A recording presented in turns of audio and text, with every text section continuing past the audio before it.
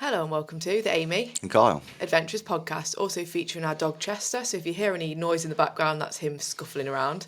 This is the podcast where we talk about all things cycling, marriage and mental health. And yeah, that's it really. Anything you want to add to that, Kyle? No, it's basically me just discussing stuff, isn't it? Yeah. So I've literally yesterday got back from Spain, so I was there for a week. So we've not actually had much chance to catch up really, have we? Not seen each other for a while, have we? 7 whole days. Missed me?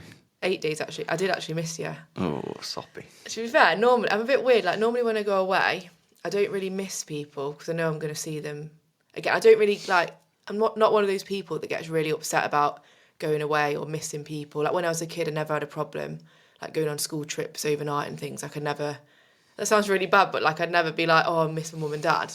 Because I was like, I'm going to see them, like, in a few days. But for this trip, I don't know why. I think it's the longest time we've been apart, isn't it? Yeah. And it's also like the first trip I've gone on abroad, like completely just going on my own. I did actually miss you, and I was quite stressed before I went, wasn't I? Yeah, very stressed. So a bit of a background to the trip. So basically, we went to Calpe in Spain, didn't we, in January? Yeah. And when we got back, I got a message from a company called Escapar CC, which I always struggle to pronounce because when I see the word, I think I want to say escapar, but I think it's Escapar. No, it's Escapar, isn't it? Yeah. But I think the idea is it's an escape. Anyway, they're a lovely couple from the UK who moved out to Spain 6 years ago and set up this like villa that's perfect for cycling. So they have like, I think 8 people a week, every week. And they take them out on rides and they like do breakfast, lunch, dinner in a really beautiful area. And they basically said, do you want to come out for a week? And I nearly said no, didn't I? Because I was like, oh, I don't know if I want to go. And obviously they invited you, but you're working. Yeah. And I thought, do you know what, it'd be really good training for my Tour de France because it's 8 weeks to go now and I could go out there and do 7 long days in the saddle, sort of on my own. They'd set my routes for me. So I thought, do you know what, let's do it. Let's go. And I did it. But the week before I went, I was not good, was I? No. I don't know what was up with me, but like, it wasn't like I was scared to go, but I just got really worked up about it. Like I didn't really have any worries. It was just kind of like this feeling of, I didn't want to go and I just wanted to stay at home and I got really, really stressed and it was so embarrassing. I think in hindsight now, like while I was there, I came on my period and I think I'm always a bit more emotional before that. So that kind of makes a bit more sense. But I literally cried in the airport. Yeah. That is not like me, is it? No, it didn't help the fact you left your Garmin at home. Yeah. As we started driving towards the airport. So we were like 10 minutes into the journey to the airport, bearing in mind like we'd left it quite late to like get there 2 hours in advance. And we were driving, I was checking my bag and I was like, oh shit. I was really stressed to tell Kyle because it was... Bearing in mind, this was, you know what I'm like in the morning, this was at 2 a.m, Yeah. 3 a.m.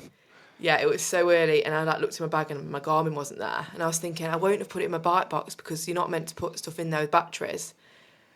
I was like, Kyle, I've not got my Garmin. He was like, are you joking? He was like really angry, weren't you? And I felt really bad. I was like, we're going to have to turn around, like, because I can't go on this trip without my Garmin. I'm not going to know where I'm going. The funny thing is, I turned around, started driving back towards home to go get the Garmin, and she goes, maybe we shouldn't have turned around. Yeah, So he just told me to turn around. I was like, I'm going to miss my flight now. And then I was in a really bad mood. I was like, oh, well, I don't care if I miss my flight because I don't want to go anyway. And I was crying. And I was just like, in such a state. And I think I had a bit of a panic attack, basically, which I've used to struggle with a lot more. But I've not had a panic attack in a really long time.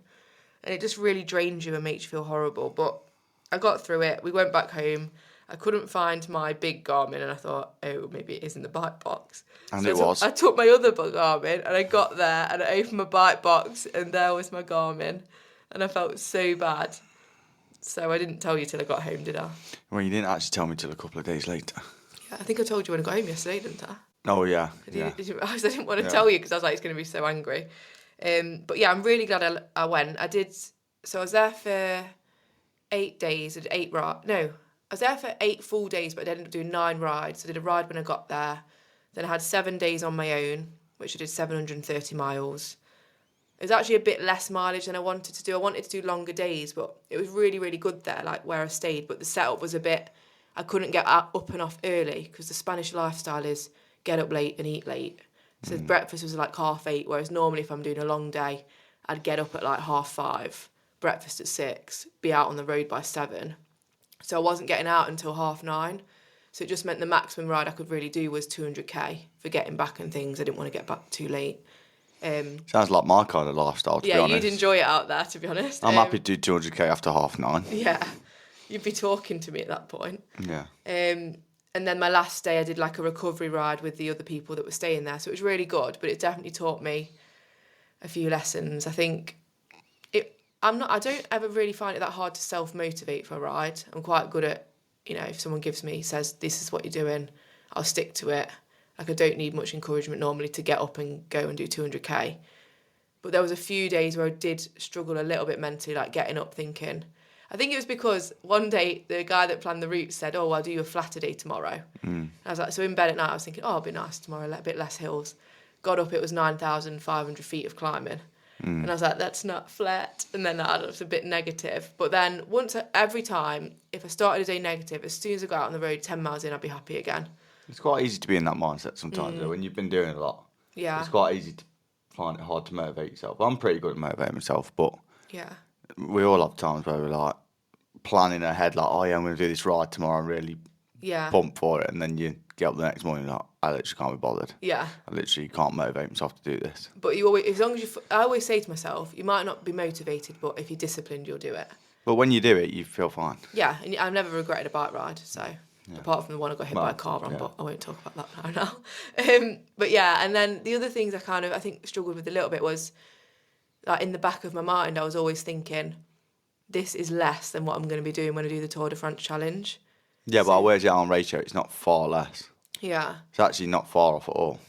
Well, Tour de France is going to be, it's 28 days of riding, 6,300, 400k-ish. It's going to be like 200. It's like 1,000 miles a week from what I've worked out. Yeah, it's like 250k a day, is it something like that? 225k a day, I think. Oh, average. Carl's got the stats. So yeah, but I think the main thing I'm worried about with Tour de France that made me realise while I was out there, because there was a few quite hot days, and I struggled a bit more. And obviously I'm going to have to drink more and probably try and get in the shade a bit more, like if I stop for food and things, because the heat in France is what's worrying me the most, to be honest. I might try and bring like a little thing that goes on the side of the car. What, a little shade? So when we're pulling for your lunch, you can like have a little bit of parasol. shade. Well, you can sit in the car with the aircon on. Yeah. But we have got a lot of contingencies for like the heat. Yeah, we've thought about it a lot. We're thinking of getting a little ice vest, aren't we? A couple of ice vests. So I'm thinking when it's really hot days, potentially starting you off after lunch, say when it's starting to get really hot, with an ice vest, and then obviously it's going to melt, and then it's going to be useless, and you don't want to be carrying a empty, heavy ice pack on your back. Yeah, I would just meet you further down the road, take it off, probably swap it over, do the same again. Yeah, just keep you cool for a bit, and then take it off, and then keep your water supply, maybe your hydro pack on the back. Yeah, with ice in. Yeah, that'll be good. And also what the pros do is put ice in tights, because then when the ice put it down your back. Yeah. And then when the ice melts, you've only got like a pair of tights. Which I think really the hydro pack as well that you've got. Yeah. The camel, is it camel? The camelback one. Yeah, I think that would be really good with ice in. Yeah. Because that would not only act as an ice vest, but it's it'll melt and then I can drink drinkable water, yeah. That's a good idea, actually. Yeah. So it's serving two purposes. So yeah, the heat, that was one thing it taught me, is that the heat is an issue for me. Well, I knew anyway the heat would be an issue. You're not a big fan of the heat either. I'm a bit grouchy in the heat. Yeah. So I think we're going to have some little ground rules of, so we don't argue, because I can be quite grouchy. But I think it's made me realise I really do need to get some heat training in. So I'm going to be, I've got 8 weeks left now, but 4 weeks before I'm going to be having, really randomly, my coach told me to have hot baths with a hot drink at the same time. So hot chocolates in the bath, yes, You're just going to spike your temperature, aren't you, and get your body used to it. Yeah, and then I'm also going to be doing some turbo sessions on Ruby without the fan on, and maybe with some layers. The windows shut, possibly. Maybe with some layers on. I mean, I spoke to, Nikki, who does triathlon. Yeah. She's like a pro Nikki triathlete. Bartlett. Yeah, shout out to Nikki Bartlett. She trains with like a little tent over a bike. It's a good idea. Maybe you need to get one of them. So I'm thinking of doing that. She said she just got it from Aldi or something. So no, you don't need anything special, do you? Yeah, I could do that in the garage. That'll be hot. So I'm going to do that for the 4 weeks before I go, like 3 times a week. Just get myself used to it. Put yourself in there. It's also like the humidity as well. I suppose with a tent, there's one thing warming your body up. Yeah. But trying to replicate the humidity is a different thing. It's like, you know what it's like in a tent when you're camping in the summer. It's the actual humidity inside a tent that makes it feel worse. Yeah. Almost like sticky. Yeah, that's what I need to get used So to. it's probably a good way of replicating that. Oh, jeez, I'm going to stink in France. Cars on kit wash Good duty job. as well. Good job. I'm in a car well away from it. Well, you've got to wash my kit, so good luck with that. Plenty of detergent will be taken. But yeah, so one thing it taught me is like heat. Another thing it taught me is like self-motivation. I'm quite good at that, so I was happy with that. Because I could have easily gone, oh, do you know what, today I'm not going to do 200k, I could just do a half day and chill at the villa, but I didn't, I stuck to it, so I was happy with that. The other thing it's taught me is nutrition, which I knew anyway is a really big thing, but I've got to really remind myself that with electrolytes as well, is that eating enough, drinking enough, fueling yourself right is just as important. I think you did well on the eating side of it, and I think you've been really good at that recently. There was just one day in Spain where I didn't eat enough and I felt the effects the next day. So I've just got to remind myself. That's really important for recovery. That I'm not fueling for today, I'm fueling for tomorrow as well. And the next week. Yeah. And I think that's going to be helpful with you there because you'll tell me, like, Amy, you need to eat something. Because sometimes it's like really weird. Like I was riding along this one day and I knew that I was hungry and I wanted to stop somewhere to eat my sandwich. And I was like, right, next place I see, I'll stop. And then I saw like a little lay-by and my head was just like, oh no, next place. Oh no, next place. And I just kept going. It's easily done. Like, what am I doing? Just stop. But on Tour de France, I'll just be there in a car throwing snacks at you like a monkey in the zoo. So I'll just carry on. I'll just make sure that I don't do that silly thing where I'm like, no, next place. And then the only other thing that it kind of made me think about was just comfort on the bike and obviously I don't feel too worried because I've got my kit's with Santini and they've done me like a special padding that suits me. I tested those different ones out and so I know that's really comfy. And the days I wore those bibs in Spain, I was really comfy. Yeah. But I made a mistake on day 3, I wore a different pair of bib shorts. Which you can't do. Which I won't do in France. And like 30 miles in, I felt them starting to rub. And this is really disgusting, but it's, real life of endurance. Where your legs meet at the top, because I sweat quite a bit and I'm a salty sweater, apparently, because I had a sweat test. That's where kind of like the salt will gather. And I think, obviously, if you got a bit of a rub and the salt gather in there as well, the salt kind of like burns your skin a bit. But it's like the friction, isn't it? Yeah. You imagine putting salt on your skin and rubbing it. So like in between my legs at the top, I started getting a bit of sore. And at the end of that day, it wasn't cut, but it was like, it was really red and raw and on the verge of like being cut. So like day 4, 5, 6, 7, 8, I was riding in a bit of pain, like, and it wasn't that comfortable because even putting the comfy shorts back on then, because you've already rubbed it, it's uncomfy. So obviously I'm going to make sure I wear the right shorts, and also I had an idea of taking wet wipes with me, just every like few hours, just having a wipe, just get rid of the salt, and then I'll probably swap bib shorts. Swap shorts, halfway through the day. There's no problem with swapping over shorts. Clean yourself off. You got a nice dry pair of shorts then, because in the heat you're gonna sweat into your shorts, which makes your shorts damp. Yeah. And the two things that are most uncomfortable is when you're riding in the wet. Yeah. Or you're riding in the heat and your shorts get really wet. Yeah. And then that's what starts causing discomfort. Yeah, and I've got really good chamois butter. I mean, if you put that on and then put your shorts on, that creates like a seal. Yeah, because I am sponsored by chamois butter, and even if I wasn't sponsored by them, I used them before anyway. But they do this endurance chamois cream, which is in like a tin rather than in the tubes. It's a lot thicker as well. It's really good, honestly. I've only just started using it, but it's loads thicker, so you kind of have to like get your finger in and mush it around a bit. But because it's so much thicker and it smells like mint, it smells really nice. Oh. It stays on all day, whereas you don't have to keep reapplying it all the time. Like it would last me with a 200k, it'd still be that fine.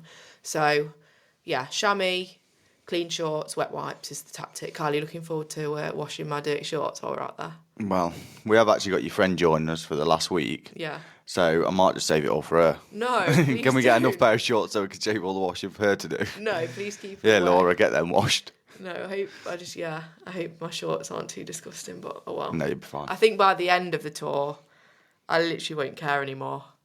But yeah. You're going to see me looking like I've been dragged through a bush backwards, to be honest. But yeah, so Spain was really good. It was so beautiful. Like, I 100%, they actually said, like, do I want to go back and actually do like a week where I invite people, like there'll be 8 spaces and people can come and ride. So that might be quite cool to like run a Amy Cycling Adventures camp or Amy and Carl Adventures camp. So maybe in November, December or January we'll sort that. So that'll be really good. But it's such a beautiful place to ride. It feels like it's a bit undiscovered because Calpe is where everyone tends to go. But it was like 50 miles north of Calpe in the Valencia area. hardly any cars, hardly any potholes, beautiful climbs and really good weather. So A lot quieter. it was a yes from me. So I'm so glad that I didn't listen to my silly head, the panic attack mode, and that I went, even though I cried in the airport. But it was really funny because I'd kind of like contained myself, went and checked in and everything, put my bike in, and I thought Kyle had gone. And then I was just walking towards where you like go to the security, and Kyle was there, and I just burst out crying again. No, I was just waiting to make sure she went through okay. Yeah. Anyone. Anyway, moving on. Yeah. That led on to what I was doing that following morning. Yes. So obviously I was up at 2 a.m. Yeah. to take this one to the airport. And so I took it to the airport, got home probably around 4:30, 5 o'clock in the morning maybe, after taking I don't know how you did this. Then by this point, there was no point going back to sleep. So I decided to get myself ready and put all my tail fin bags on and whatnot. And then I set off at 9, well, I actually set off at 8 a.m. to go meet Nigel and Stevie. From our local club. From our local club, Domino. And we went and rode the Easter Arrow, which basically it's an Audax, but it's one of the only things in Audax that probably is slightly competitive if you want it to be. And you can make any route you want, starting from anywhere, but you have to finish in York. The rules do get a little bit complex when you have to be like, on the 22nd hour, you need to be at a certain distance away from York, heading towards York. So it can, and you have to take photos of proof and stuff. So it can get a little bit complex in that sense. But usually, the minimum distance people do is usually around 300k. Yeah. You have 24 hours, don't you? You have 24 hours. You have to use the 24 hours up. In fact, the record was broken this year by someone we know, actually. Yeah, Jonathan. Really impressive. We met him in Ibiza. I think, what did they do? 608 kilometres, something like that. 680? 8. Oh, I was going to say. No, it was a lot. 608k? It might have been more than that. Was it 610? Something like that. I know it was north of 600. So, yeah, so I headed off of that at 9 o'clock in the morning. And Nigel had had a few glasses of wine and a few beers the night before. Oh, so he was a little bit hungover and grumpy first thing. No. Bearing in mind, I'd not slept that started this. And so you've been up since 2 a.m? 2 a.m. and now I had to ride for 24 hours. Oh, no. And I had to use the 24 hours. But no, we did it. It was good. I've not really spoke to you about it. Was there any funny moment? Oh, I know one funny moment. Yeah, there was actually quite a few funny moments. You told me that. So just going up a little bit about the ride is we headed towards, from Derby to Skegness, then we looped round to Lincoln, then up towards York. So we did like a weird loop to make it 404 kilometres because we just wanted to get the 400 kilometres done. Yeah, you just took it really slow, didn't you? So that's a really, really slow 400 for what we normally do. Yeah. But you have to use it 24 hours and it was quite a nice jolly. But we had 170k of headwind. Oh. Severe headwind as well, like 30 mile an hour gusts. We were both battling that then, because I in Spain, there was one day 40 mile an hour gusts. I was on a 10 mile straight with like a constant headwind of about 25, 30 miles an hour, with gusts of 40, and that 10 miles felt like about 50. Yeah. On my own, it was horrid. So we had 170k of that all the way to Skegness. No, thanks. At least you're in a group. Yeah, but I wasn't really sitting behind anyone. Were you being a wheel sucker? Yeah. Well, Stevie, I was usually at the front. Stevie was usually behind. And just to put this in perspective, Stevie's about 6'2" or whatever he is. So he was definitely not getting any wind shelter from me. And then Nigel was behind Stevie. But yeah, so we got to Skegness and we actually ended up getting there a little bit quicker than we needed to. But then, obviously, riding through the night and all that sort of stuff, it was fine. Nice and flat, straight to York. Made it perfectly, 2 minutes to 9. That's good. So we took the full 24 hours, got there perfectly. So it was really funny. But there was a few funny moments. One in which, starting with the first funny moment was we went to Domino's in Skegness to have some. Well, we had to have something to eat. Yeah. And I'm not a Domino's fan. Yeah, but in Skegness, there's not many places you're going to go. I know most people are, but I'm a bit weird with food. Like I just like my homemade stuff. Yeah, well, I've had one once in my life, and I lived in Skegness for 12 years, and unless you're getting fish and chips, there's not many other restaurants you're going to go to. No. So we went to Domino's, quick and easy, sat in there for a bit, chilled out, had plenty of time. Anyway, we sat down to eat, we all had the pizzas. Nigel had a big bottle of Coke, but he'd left the lid undone. So as Stevie opens his pizza box, knocks the Coke everywhere. Oh, no. And it's one of them 1.5 litre Coke bottles. Oh. So there's Coke everywhere, like sticky. And then as Stevie panicked, he sort of grabbed his box, grabbed the Coke, stood up, whacked his head on the lampshade, about conked himself out. And then he got Coke all over his gloves, and then he was just worried about he was worried about worms in the night, no, slugs or something in the night. Ants, What? that was it, ants. He was worried about ants getting on his gloves and his shoes in the night. What, because of the Coke on Because there? of the Coke on them. So then he tried to get in the toilet. Then he realised he had to get the code off the receipt to get into the toilet. Got into the toilet and then managed to wash his gloves. But then he actually needed to go back into the toilet, go for the toilet, go for a wee. Yeah. And realised he'd left his receipt in there that had his code on. So now he couldn't get back into the toilet. Oh, jeez. So that was a calamity. Yeah. And then the funniest thing that happened was in the night, we'd got to Blythe Services, I think it was, on our way to York. And just before the sun was coming up and stuff. And there was a fair few people in there that we knew that was asleep on the benches, as does happen on the Easter Arrow. Yeah, but everyone's shattered. Everyone was just loads of people sleeping. Because everyone's been awake for 24 hours riding, so Which, bearing in mind, I'd been awake even longer than that. It's dangerous, really. So I was there, sat there, had a little coffee, speaking to Nigel and Stevie. I thought, right, we're going to head off. And I thought, I'm just going to do like a little bit of my YouTube with this camera. Yeah, because I gave Kyle a camera, so this YouTube will be coming out this week. Yeah, and I can't wait for this to go out. But I've not seen any of the footage yet. Did you record quite a bit? You need to have a look. I think I got around 24 videos. Okay, that's quite good compared to last So it's time. not going to be like one of our usual YouTubes. It's like 15, 18 minutes. Like probably going to be about 7, 8, 10 That's minutes. all right. Like, just a short one, but it's a recap. So, But I really like the camera, and it actually was a good test for me. Yeah. Anyway, so I decided to go back in and film Bob, who we know really well from Audax, in. Just say, he's got a little bit soft, he's sleeping. Yeah. Thought I was being quite funny. As I'm walking away from Bob, I went, they're all going soft, and then bang, just slipped straight on the floor, still holding the camera. I've seen this video. And all you can hear is me hitting the floor. That's hilarious. Quickly looked around to make sure no one was looking, and went back to my bike a little bit embarrassed. That's hilarious. But it is actually, it's made good content. Yeah, well, yeah, I can't wait for You've seen the video, so Are you it's going to got edit the video? I will, yeah. Some practice. I actually really like the camera, and it was a good test for me. Yeah, wow. But anyway, it was enjoyable. We got 404 kilometres done, nice and steady.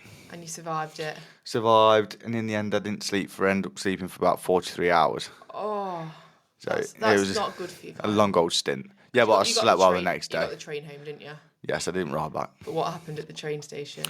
Oh yeah, another calamity. Oh yeah, I forgot about that. Because you did tell just me about this, reminded. and I felt really bad for you when you told me. Yeah, so I was in Spain, and when Kyle told me this, I was thinking, "Oh, Kyle," I felt really sad for you. Basically, so I had to ride from the Wetherspoons to the train station. From York. York, Wetherspoons to the train station, and I was in a little bit of a rush getting there. So as I arrived at York train station, I thought, "Oh, are you going to miss the train?" Yeah, but it was close. So I was like almost jogging in with my bike in the station. Yeah. Like asking someone what. I know, because I had to pick my ticket up first, didn't I? Do you remember? Because you booked them. Yeah. So I picked my ticket up, and then I was literally like, can someone tell me what platform I need to go to? Yeah. Like panicking. Yeah. So they told me, and it was up and over these stairs. Wasn't there a lift? There possibly was, but I couldn't find it, and I was in too much of a rush. Right. To go looking for it. So you had your cleats on? So I had my cleats on. Oh, Kyle. Slippy floor.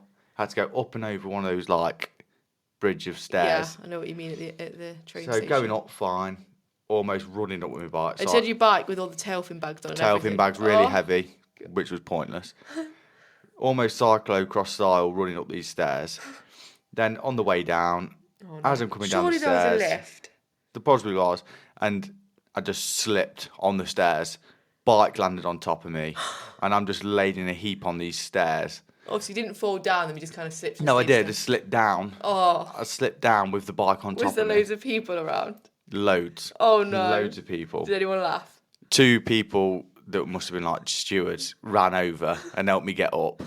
And they was asking me if I'm okay, because I obviously whacked my back as I slipped down the stairs. God. Yeah, so that was rather embarrassing. Did you get back up and pretend nothing happened, or did you look around? I didn't really think too much about it, because I was still in a bit of a rush to get my train.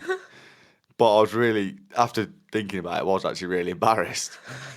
And it did actually hurt. Because I know you're okay, I just think it's funny. Yeah. Like, I would love to see the CCTV of that. And my bike was really heavy. Did anyone else say anything around you? People just looked concerned. Did they? Yeah. Did anyone laugh? It was a big flight of stairs. No one actually laughed. I think everyone was just a bit concerned because I'd slipped straight on my back, whacked my back and slid down the stairs a bit. Oh, no. With my bike on top of it. Let's have a look at your back. Is there any marks on it? No, there won't be, no. Is there not? No. Oh, jeez. I had plenty of layers on, luckily. Well, that's definitely your failure of the week. Yeah, I don't need to discuss the failure. I've had 2 failures of the week already since I've been home. So bearing in mind I got home yesterday and today is Monday and today's Tuesday. By the time this podcast goes out, I'll have been home a week. So this morning I took Chester on a walk. And we've got a door where obviously the door locks. You need the key to get back in, like a normal house door. So like, yes, I'll take my key, and I 100% put my key in my pocket. I know that I did, because when I got home, it wasn't on my keys. Took the dog on a walk. It's a 45-minute loop I do every morning with him. Got back to the house, checked my pocket, key's not in there. I was like, obviously, Kyle, you'd gone to work. It was quite a way away. Yeah, quite a way away. It was 7:30 in the morning, because I get up quite early and take him. And I was like, oh, jeez. I was like, I'm not going to ring Kyle and ask him to come and let me in because he's going to be angry at me. And I was like, the only other person with a key is my mum. But she lives like a half an hour drive away. Yeah, where I was working. And near where you're working, yeah. But I knew that she was driving past my house that day because she was meeting a friend in Derby. So I rung her and I was like, I've locked myself out. Are you driving past? She was like, I will be, but not for another hour. I was like, oh, God. So me and Chester had to do the same walk again. So I did this morning, and we had to do the same walk plus extra because she was longer than she said. So by 9 a.m. this morning, I'd done 12,000 steps, unplanned, bearing in mind I meant to be, taking it easy after Spain. Got home, got inside, the key wasn't in there, so I've dropped the key on the dog walk somewhere, probably when I took a poo bag out of my pocket. Now I've got to go and have another one cut. So we've got to go and have another key cut because now Mum's not got a spare key. Then, failure number 2. So last night I thought, right, I'm going to be a really good wife. I put the bin out at the end of the drive because it's bin collection day on a Tuesday and Kyle normally does it. So I was like, I'll put the bin out so Kyle doesn't have to.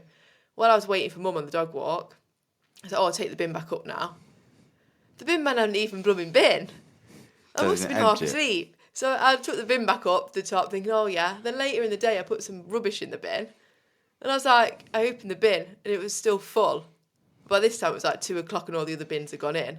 And I was like, Amy, you absolute idiot. You brought the bin in, still full. And I was obviously wheeling up the drive. I didn't even think, oh, it's heavy still. So that's my failures, 2 strikes. Yeah. It's not been good. But this week I've got a recovery week planned and I think I need it. So for me, that's going to be, I've got a gravel ride with my friend Laura planned. I'm going to do a couple of runs. And maybe like I might ride and meet you after work because your van's having some work done, isn't it? It is, yeah. So I might just do a little 20 miler just to spin the legs out. Mm-hmm.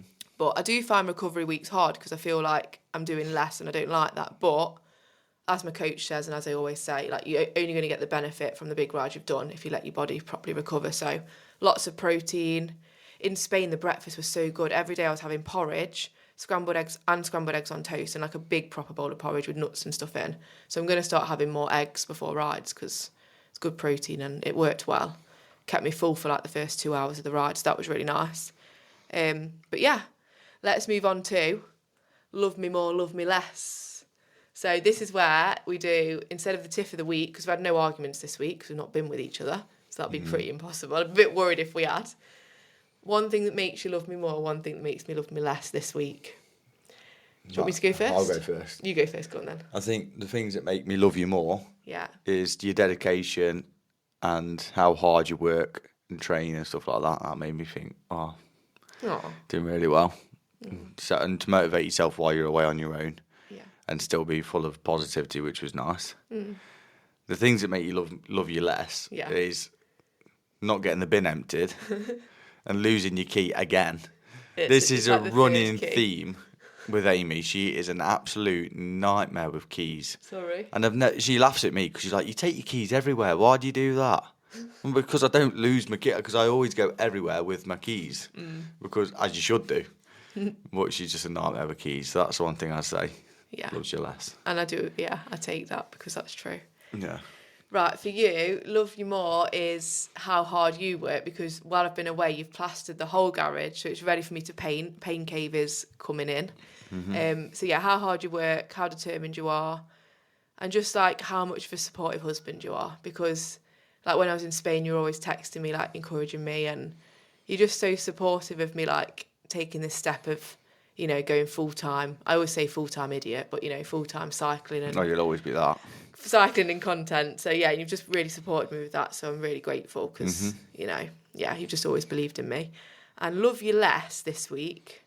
To be fair, there's not much I can think of because I got home to a really clean house. You've done all the washing. Yeah, I actually did all the washing. Like it's cleaned. I was thinking, what's he done wrong that he's trying to mask here? But I think maybe love you less. No, I've just been busy. I think it'll probably be, if I had to say one thing, is just a little bit of, there is one thing you didn't do that made me love you less a bit, because I got home and your tail fin was in the dining room still full of your stuff from your Easter Arrow. Yeah. That you hadn't unpacked. When you say stuff, I did unpack most of it. Well, there was just my change of clothes that were left in there, which I didn't end up using. And the bedside is still an issue. There was a pile of clothes on the bedside and loads of fluff on the floor. But, you know. Yeah, from new joggers. It's minor. Yeah. Yeah, you had some new joggers and they left fluff everywhere. They fluffed all over the place. Yeah. So I did have to get the Hoover out, but I didn't mind that. Yeah. Anyway, we'll finish how we always do on a little mental health note. So one word to describe your mental state at the minute, Kyle. Exhausted this week. Not surprised, to be fair. Well, I'm going to have to commute this week. And I already feel exhausted from doing all the garage and the plastering. And yeah, because I've not really stopped. You've not stopped, and your van's got issues, so your van's in, and I need my car this week, so you're going to... I think I've had a lack of sleep from the Arrow and stuff as well. It's all caught up a bit. Yeah, so what are you going to do to make sure you get back to a energised state? Well, try and rest where I can, but it's not going to be as easy as that this week, but... Try and recuperate a little bit. Early nights? Yeah, possibly. What about you? My mental state is, I'd say, I'm trying to think of a word to describe it. To be fair, I'd say probably like peaceful right now, because I've got back from Spain, I've got the miles in, I feel like I've got a relaxed week ahead to get on top of things. And although it's like always sad coming back from abroad, I do kind of like getting back into routine. Do you know what I mean? Like getting back into the normal routine. So I feel quite peaceful and content with that. But yeah, I think the mental state is, before I went, it was not good. I mean, panic attack galore. But, you know, I got through it. I think sometimes you just have to really, it's not easy, but you have to just force yourself to do the things that you don't want to do. Yeah. You know, I'm talking like I was forcing myself and doing some sort of exam or something. I was going to blooming sunny Spain. So I need to pull myself together. I said to myself, I was like, Amy, pull yourself together. Loads of people would absolutely die for an experience like this. So stop acting like a sissy and get on with it. And I did. So I just started to tell myself off, and then I was absolutely fine. Because I am so grateful, like more than I can put into words, for these experiences and what I get to do. So I never want to come across like that I take it for granted or that I don't want to do it. Like, it's just sometimes, you know, sometimes you get nervous about things, but I did it and I'm happy. So yeah. The mental health tip I'm going to leave you for this week is what I'm going to be doing. I got inspired by Stompcast, which is a podcast by Dr. Alex George. Absolutely love that podcast. About going on your phone less. So this week I'm challenging myself. After we eat dinner at night, the phone's going in a different room. It's not going on my bedside table. And when I wake up in the morning, I'm not going to go on my phone until I've been awake for at least an hour. Because as soon as I wake up, and you do it as well, Kyle, I've seen you do it, you reach your phone, check your phone, and like you're overloading your brain with loads of stuff. And I think lots of us are addicted to our phones, so I'm just going to test it and see what happens if I don't go on my phone like at least 2 hours before bed, and in the morning get up, take the dog on a walk, come back without my phone, and then, you know, see if it makes a difference to my sleep or how I feel, and I'll report back next week. Kyle, do you think you could do that, or is it too much of a challenge? I'm not interested in doing that because, as I explained to you before, that I basically don't go on my phone for probably a good 7 hours of my day. Yeah. So the one time I probably do go on my phone a little bit is in the morning, which is probably not that good. And at night time, that's it. Yeah. I don't go on my phone in the day at work much at all. No, because you're on the site, aren't Well, you? I'm too busy. But I'll do it and I'll report back. But maybe if I do it, you might want to try. Probably Although not. I would quite like if you just didn't go on it at night, because then we can, you know, cuddle. We do that anyway. That's a bit, cheesy. Sorry about that. Maybe But, I sometimes feel sad, like when you see like just couples out for a meal together and they're just both on their phone. Yeah, but we don't do that. We don't do that. But like even like at night when you're watching telly, it's like you're so addicted. Like you'll be watching telly and then you're scrolling through your phone at the same time, and it's like we're just so like addicted to our phones. And it's a bit. I'm not going to go off on a tangent here, but I suppose we're not. When we're on our bikes, we get that time away from our phones. But yeah, sorry, I'm not going to go on a tangent, and then I did. Right. Anyway, I'm going to end it there because Kyle's getting a bit grouchy. He's had a busy day at work, and we want to. Dinner's cooking. To be fair, we've got chickpea curry. Oh yeah. I've been soaking the chickpeas for 24 hours. Let's see if this is one of the better ones. Well, I've got a new recipe that I've made up. I'm going to put hazelnut butter in it to make like a creamy sauce. It's 100% hazelnuts, found at the local health shop. And I'm going to put some spices in. I've got you some naan bread. It's going to be, as you would say. Oh, do your best whistle. Come on. You're really good. See how long you can do one for. No. Go on, do the longest one you can do.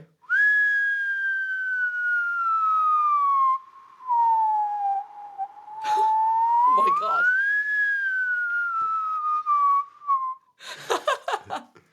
Right, I think we'll leave you on that note. Have a go at seeing how long you can whistle for and let us know how many seconds you last for. See if you can time it with mine. Yeah, if you're listening on Spotify, if you could give us a little follow, subscribe, that'd be great. If you're listening on YouTube, if you can subscribe to the channel, we'd love that. If you've got any questions for us, please put them in the comments and we'll answer them in the next podcast. But thank you so much for listening. Really appreciate it. TT to the FN. Ta-ta for now. Goodbye. Goodbye.